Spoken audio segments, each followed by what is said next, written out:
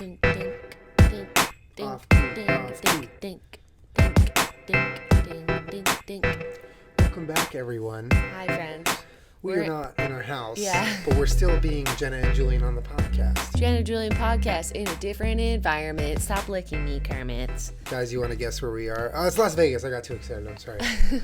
We are in Las Vegas right now. Yeah, we're at the Palms Casino and Resort because I came here to host a pool party tomorrow, and it's relatively early in the afternoon, so we couldn't like sit in traffic. We had to leave super early Friday morning in order to get here in time, which was not a good idea. So. Yes, we will get really quickly. We got a sponsor this week, guys. Yes. This episode of the Jenna and Julien podcast is brought to you by Squarespace. Squarespace.com is a way to build really, really awesome looking, really clean looking websites for your websites, blogs, online store, any type of website you're looking to build. Squarespace is the way to do it. They have 24/7 customer support, which is really key. Anytime you have a problem, they'll help you out. They have they automatically include online stores to any website you want to create. They have beautiful templates. I mean, the design it's just very clean looking. They work on mobile. Squarespace.com for all your website creating needs. How come I don't have Squarespace for all my website needs? That sounds like a really good plan. Yeah, well, and honestly, like you look at Squarespace and some of the templates that they have and some of the websites that are actually running on Squarespace are like downright beautiful. Like they make it so easy to make a clean looking website, which is it's really lost on us. We grew up when we were writing on blogs. That shit was hard to make look clean. It was like oh a mess. my god. Well, I took a class in college that was like C++ and that shit, and like web programming and design or whatever the fuck. And it was so hard. Yeah, shit's not easy. I mean, we'll get to it. We'll talk about it later. We'll get to it in the middle of the podcast. But thank you, Squarespace, for the support of the Jenna and Julien podcast. But seriously, my professor used to make us take these like impossibly hard pop quizzes about that shit. Yeah. And he they're just like a half sheet of paper, a pop quiz. And so I used to always write like fucked up answers because I wouldn't know because it was so hard. I'm like, we learned this like a half an hour ago. How the fuck am I supposed to know this? Yeah. And he would take the pop quizzes and then read them out loud. Oh, that's nice. And then just humiliate everyone. He would be like, so Jenna wrote, oh, blah, blah, blah.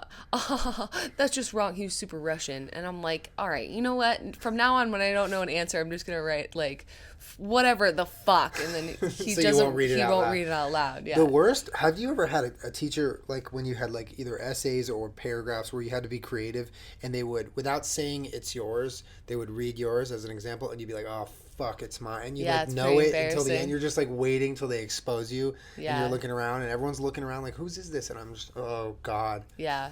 Why did I get to be creative this time when they were going to read it out loud? I feel like, we don't have a particular topic for this podcast, but like we're going down a fucking weird path right now that I'm down with. Have you ever taken off the bat, any sort of creative thing where you're surrounded by your peers and you like constructively criticize each other and each other's work? Like it's fucking terrible. Yeah. Have you ever taken like a creative writing class? No, I would say the closest thing that I at least remember that was when I wrote for the Chapman University newspaper. And, most of that is like by the book, right. AP style. You have to do everything right. But when we did columns and you would rotate, right. By my like junior year, I could write a column every week. But when I was just getting into it, you would have an opportunity to write a column once in maybe 2 months. Yeah. And, it's a creative thing. So you really have to like not only you have to get it approved, but you have to like get people on your teams and on their newspapers blessings to like write like that or whatever. Right. So that was probably the closest I came. Why? What did you have?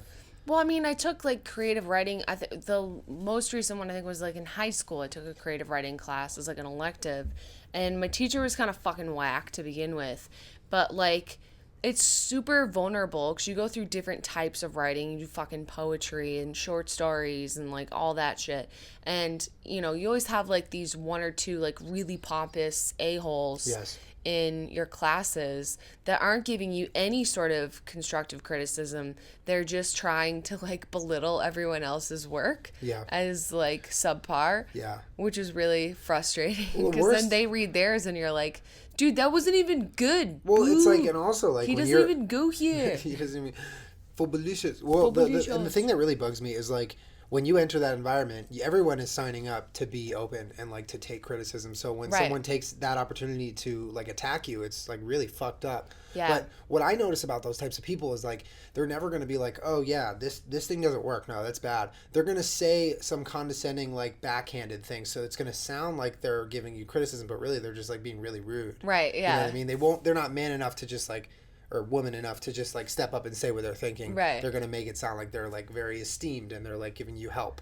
Oh my God, this fucking, no, it's terrible. And constructive criticism in and of itself is a skill that you learn, which is why I think it's important that when you're in high school or like a younger adolescent or anything, like you learn what it's like to give someone good criticism, like helpful criticism, and what it's like to give or get, fucked up criticism. Absolutely, you're like, bro, you didn't need to say it like that. Yeah. But there was this one kid in my class, and he would just talk out of his fucking ass. Yeah. And he'd be like, oh, I feel like that sentence in that story was actually like an analogy to Paradise Lost. And I would just like fucking raise my hand and be like, excuse me. You're telling me the sentence, the sun rose is a fucking like reference to Paradise Lost? Like, you are drunk. Go home. You're talking out of your ass. And we would just sit there and have these really heated debates because I don't fucking like when people talk out of their ass. And then he did that like constructive criticism, like backhanded, like,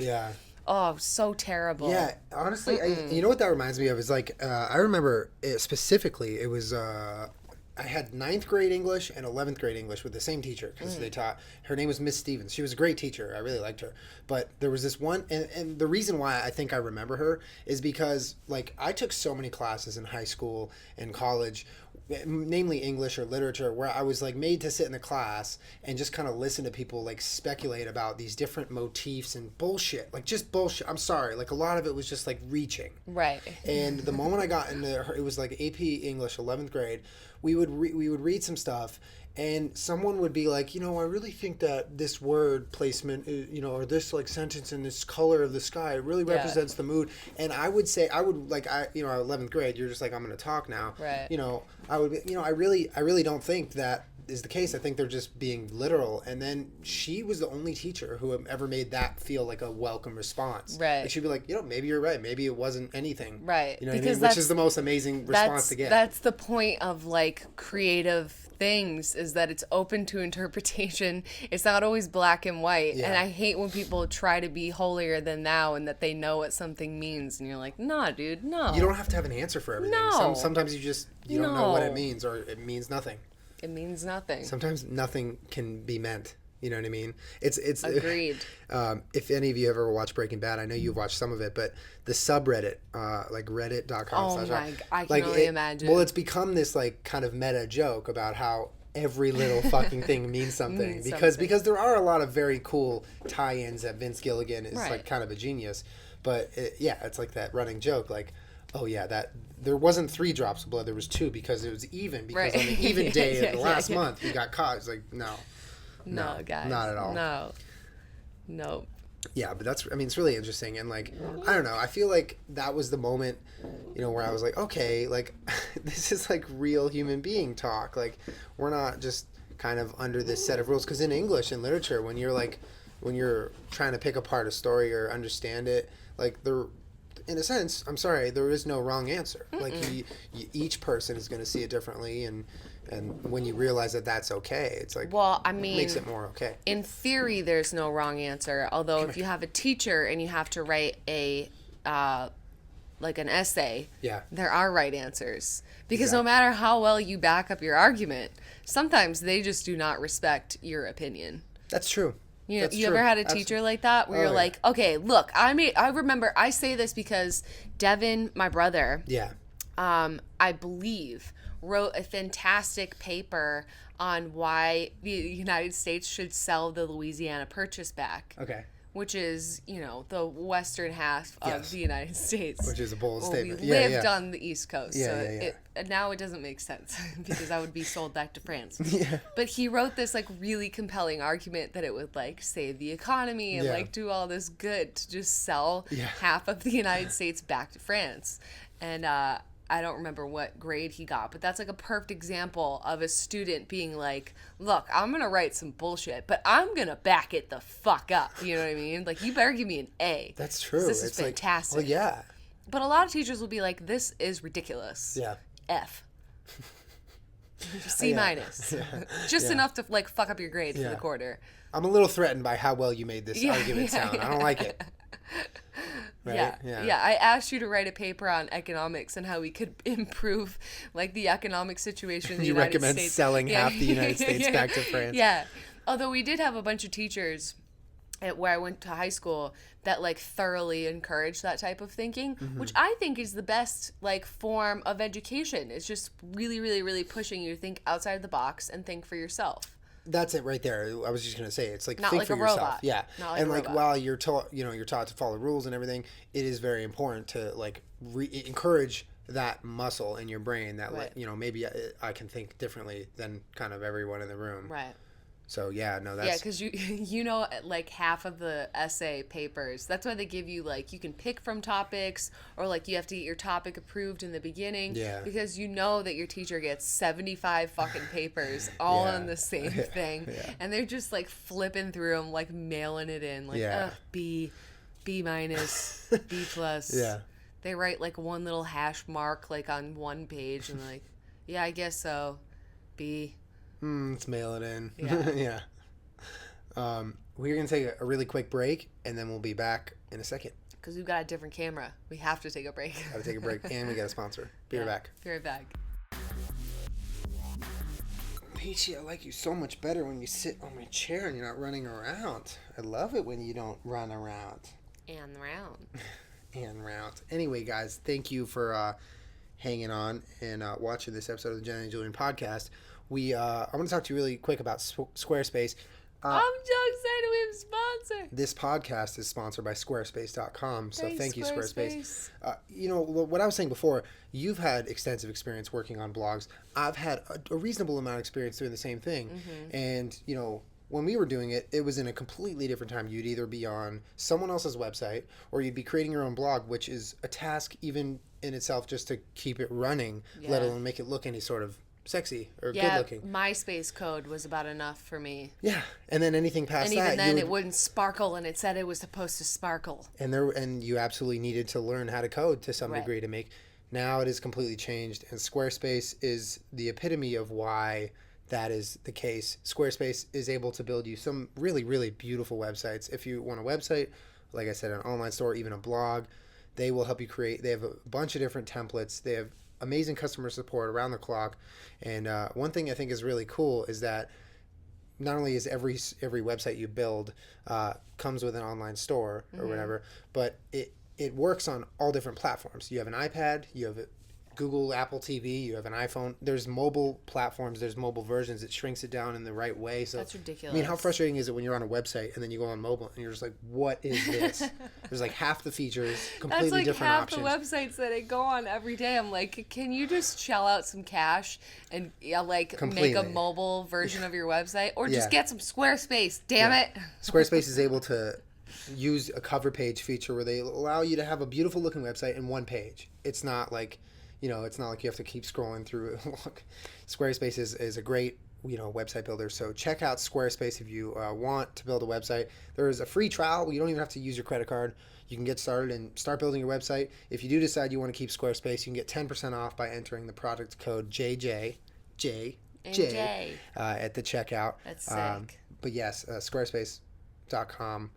To check that out. Thank you again, Squarespace, for sponsoring this episode of the Jenna Julien Podcast. Just while we're on that topic. I like how that kind of dictated where we were going for this podcast. Well, true. It's kind of cool. If you run a small business and you don't have a website, can you please use our free trial for Squarespace?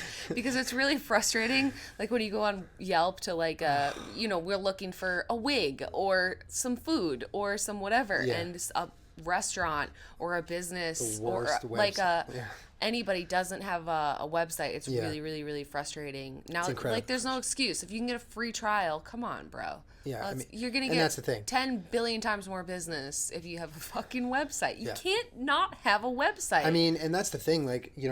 when this has happened to me on certain occasions when I'm looking, like, namely on like SoundCloud. So like if I'm looking for music for my videos, because I like to find different music to use in my vlogs, and sometimes I'll find, a cool SoundCloud artist, and then I go to their website, and either it's like a completely shitty, like, why does he even bother? And then it's like the other half of the coin is like, wow, this guy has maybe 3,000 followers on SoundCloud, but his website looks like Jay-Z's website. Like, it looks fucking clean. Right. There's good colors. Right. There's great pictures. It flows well. Nothing's in the way. Everything's where you need it. Right. And you're like, this is what I need. This is what I need as a consumer, and this is what I need as a business owner on a website. I can't tell you how many people's...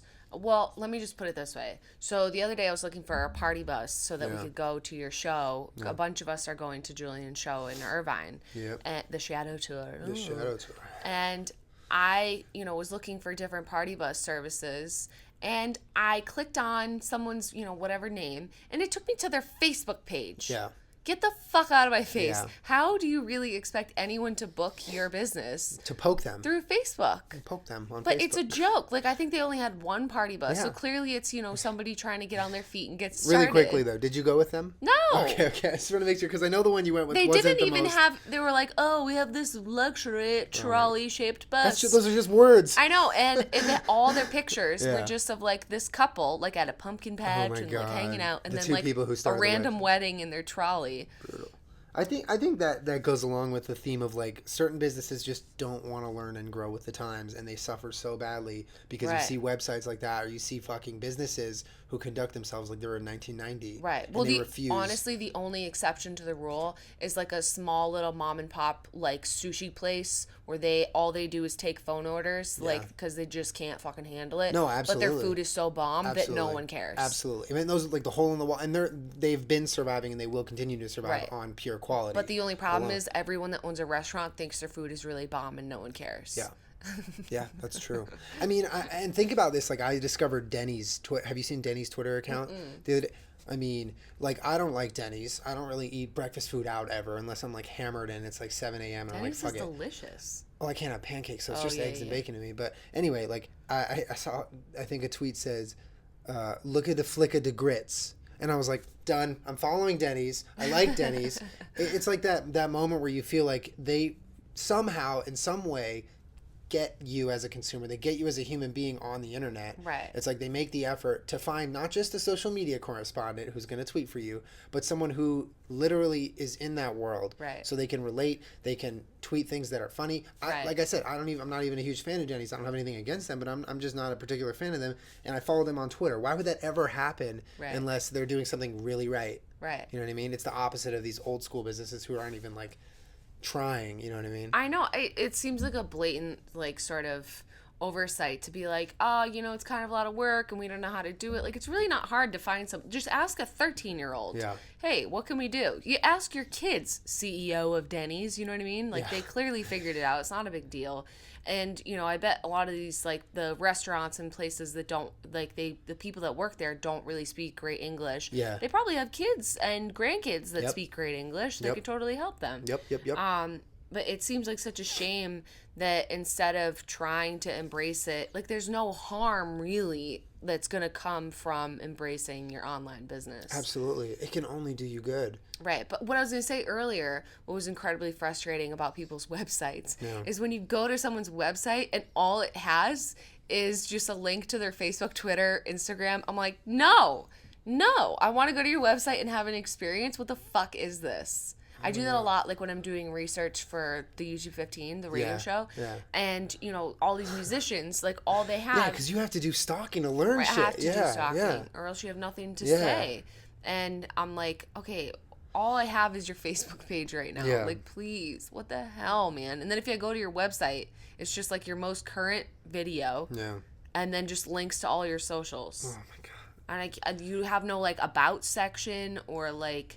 your tour schedule or like where I can buy tickets to see you. Like, it's just such like a missed opportunity. You know what I mean? Yeah. I was on a website the other day and I was like, okay, I want to find their their Twitter, their Instagram. I want to find it. How do I find it? So I'm scrolling up and down, the top, the bottom. I don't see anything. So finally I go to contact, and at the bottom of the contact page, they have the icons, the Twitter, the Instagram, YouTube, whatever. So I was like, all right, fuck it. Let's see what their Twitter is, how many followers they got, whatever. I click on the Twitter button, and it redirects me to a window where it tweets for me and then hashtags their company name. No. There's no one tagged. I don't even know what their social is anymore still. No. And it's like trying to create a tweet for me with this lame-ass hashtag that no one's going to fucking... If you don't have a Twitter account or one available on your own damn website, why am I supposed to help you with a hashtag? How's that going to help you? It's like beyond me. No.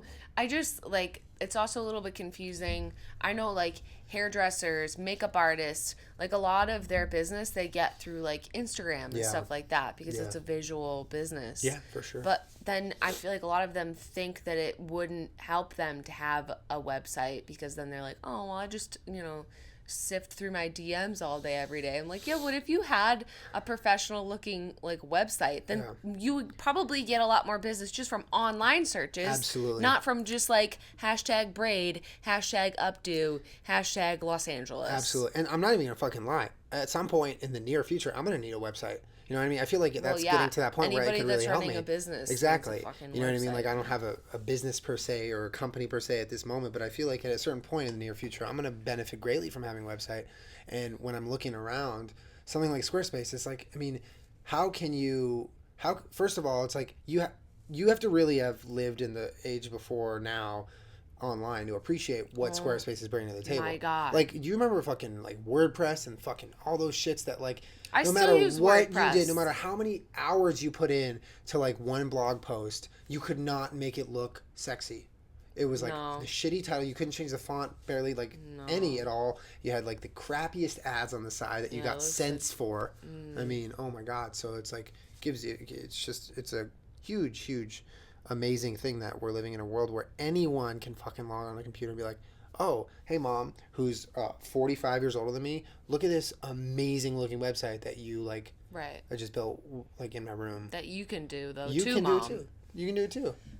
You know how you make that really good pudding, stew, donuts, mom, whatever? Yeah, fucking make a Squarespace. Don't you guys like pudding, stew, donuts? My mom has a blog. Your mom has a blog? Yeah, she's always had a blog. It's called hellinthehallway.net, I think. I don't know about your mom's blog. Yeah, it's really cute. Like, she just writes some nice little like thoughts in there. She's had it for years and she updates it regularly. That makes perfect sense. She's one of the most with it people on Twitter of her age I've ever They're not seen. like long thoughts. There's not like a shit ton of pictures. It's not like autobiographical or anything. It's for her pleasure. She only does it because she wants just writes like some certain thoughts, or she'll tweet like put a link in there of something that she was talking about. Like, my mother is in her 60s. I won't say how old she is, but like, if she can figure it out, what the fuck is everybody else's excuse, man? You know what I mean? Like, they just like don't want to. They're lazy and or it's honestly they're threatened. I feel like it goes hand in hand. The threatened and the not valuing what online presence brings to the table. I think so, half of it's like, yeah, like we can exist without all that online bullshit, all that Twitter stupid, like, scoffing at the online power of what websites and social can do. But the other half is like, just like, kind of resenting and just like we can do it without it, right? What I mean? And then you live in a neighborhood and you watch businesses turn over and over and over because they can't even get the locals to go and like, give how them hard their is business. it to get local? Like, I'm sorry, if a restaurant is not on like fucking Grubhub or Eat24 or whatever near us, they don't exist to me. Yeah. You know what I mean? If you're not in my general area and you don't deliver towards me because you don't have an online delivery service, like, those restaurants don't need drivers and stuff. Grubhub literally supplies the drivers. They need to sign up. They need to sign up and take online orders and just make the food. I mean, we were in like Sprinkles the other day, right? And there was like two Grubhub guys waiting for their orders, and I'm like, dude, Sprinkles, like they cupcakes. Cupcakes, like you really have to have a giant, amazing reason that I could never imagine not to have Grubhub as your business. But there's I've seen restaurants around us that they never show up on Grubhub when we search for food. Yeah. So they don't exist to me. Yeah, we only see them when we drive by. It might as well just be a business, a building, or whatever. But why would I ever like find a parking spot and walk in there and go? Well, eat? maybe it's a little bit difficult, and they don't want to cater to the consumer. They want to cater to their lazy workers. Right. Well, it's nice in a place where you get foot traffic. Yeah. Maybe you get people that come into your restaurant, or like if you're near a lot of businesses or something. Yeah. But not in the fucking middle of suburbia. Are people going to come into your restaurant? Yeah. You know. For sure. They're just gonna fucking ignore it. Yeah, I don't know. I'm honestly curious to hear what you guys have to say about this, and like, you know, with your experiences, you know, I like to think that we have a mix of ages in this audience for the podcast. Yeah. I have a lot of people my age and a little older come up to me telling me they like the podcast, which is really cool to me. Right. So I really want to hear you guys chime in on like what your thoughts are on how different businesses choose whether or not to put effort into online, like, and you know. Like, in a couple of years, are they going to even have that choice? Right. Well, that's the thing. When you're running a business and you might be going under and you're like, all right, we, you know, in theory, we have enough money to survive for another year and a half. Yeah. And if we don't start making some serious profits, then we're going to go under. You know, it's just sort of basic math. Yeah, I think it's going to be taken more and more seriously. And so they see it as like, oh, well, why am I going to tack on another expense that's going to put us under even faster? Instead of realizing like, well, if your inevitable death is coming at the rate that you're going, making an investment to open yourself up to a new market. And it's not like investing in a new logo. Fucking worth it. It's not paying money to get new tires on your delivery truck. Like, this is going to go long distance for you, this investment. Right, but people don't see it that way. No, they don't. But like I said, in the future, I feel like they're going to either see it that way or be done right away. You know what I mean? We're living in an increasingly digital world. Like, you can't just neglect it anymore. Right.